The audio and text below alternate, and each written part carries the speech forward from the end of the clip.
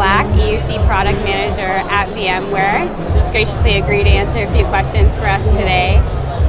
So Aaron, what number VMworld is this for you, and how do you think this one's going? Oh my goodness, you didn't prep me for that one. Oh, I'm sorry. Let's see here. I'm 12 years at VMware. Yeah. So I spent 4 years as an SE. I believe this is number 7 for me, maybe 8. Somewhere between 7 and 8. All right. What announcements are you excited about this year? I think, it's nice to see last year we announced a lot of the things that we do for Windows 10. Yeah. But at that point, customers are struggling to get to Windows 10. So this year we came and said, yeah, we did all the things that we said we'd do. And we actually see customers absorbing and digesting the technology and moving forward. So like Windows 10 is a success. I'll hand it to Microsoft for this. Right? It's a success. Customers are getting there. And it's forcing the more important question of how are you going to manage Windows 10?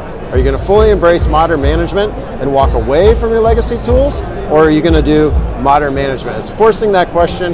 And I think this year, the series of announcements with all the things that we can do with intelligence and automation, it's a totally different management paradigm. We are in something new, and hopefully it will last, maybe a decade or something, because it's that much different from the way that people have been doing it the last 2 decades. Mm-hmm.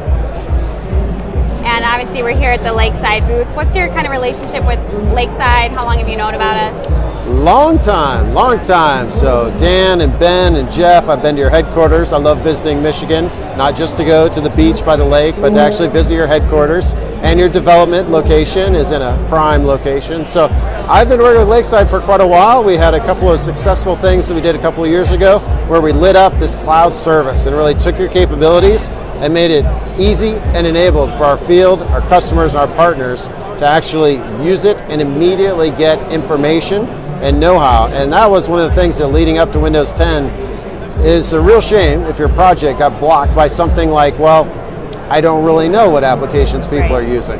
So it's been very successful, and I hope it continues. And last question, where do you see the value in workspace analytics and tools like SysTrack? So I think there's a ton of algorithms and IP that your company has developed that's very focused on not just what people are doing, but actually how they're doing it, and then being able to take that and really analyze it down to the detail to improve visibility to management, and then also eventually step out to the end user and get things categorized and set up in a way where they can be more efficient in the way they work. So there's a lot of things out there that send data and this and data points and things like that, but one thing that you guys do exceptionally well is aggregate all that and create meaningful insight and real importance out of the data, right? That's what we need. We need insight into how end users work, and IT managers need insight not just into whether they can ping something, but what's the history on this thing. I love the black box recorder functionality. That's my favorite feature by far, I admit. All right, that sounds great.